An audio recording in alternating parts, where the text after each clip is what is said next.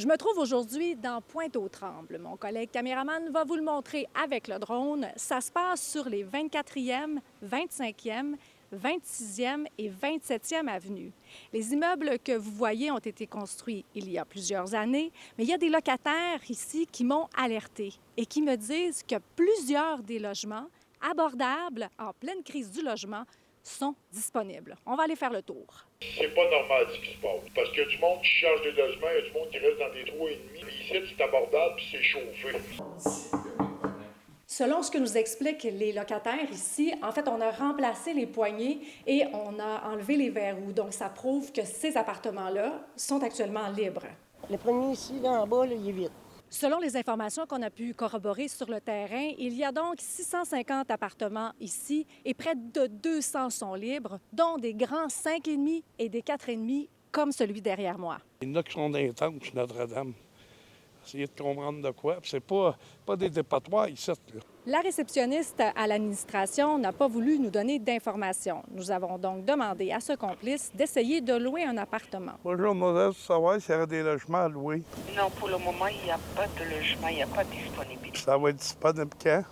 Là, je ne saurais pas quand. Il explique que son fils s'est retrouvé à la rue. Il a voulu lui obtenir un logement pendant des mois en vain. Pour savoir s'il louait puis tout. Puis... Il habite un 5,5 depuis des années et aurait voulu obtenir un 4,5, mais tout à coup, les prix avaient gonflé. 1150, un 4,5. Et à votre connaissance, ici, un 4,5, c'était combien avant? 7,58 max. OK. Fait que ça aurait augmenté d'à peu près 400 Comme faut. Selon cet avocat, le propriétaire est tout à fait dans ses droits de laisser les appartements libres plus d'1 an, puisqu'il en tire aussi des avantages. Après 12 mois, il n'y a effectivement aucun contrôle de loyer sur les logements vacants et le propriétaire pourrait augmenter les loyers à sa guise. C'est vraiment un trou dans la loi. C'est quelque chose qui est permis pour le propriétaire. Exactement. Et dans un contexte de crise de logement, ça a des effets pervers, n'est-ce pas? Parce qu'on veut que les logements soient disponibles sur le marché. Ça prend quand même des propriétaires qui ont les reins solides, là, parce qu'on parle de 200 logements de plus de 500 $ par mois, là. C'est autant des revenus perdus, mais avec l'immobilier, on sait que souvent c'est des grands investisseurs.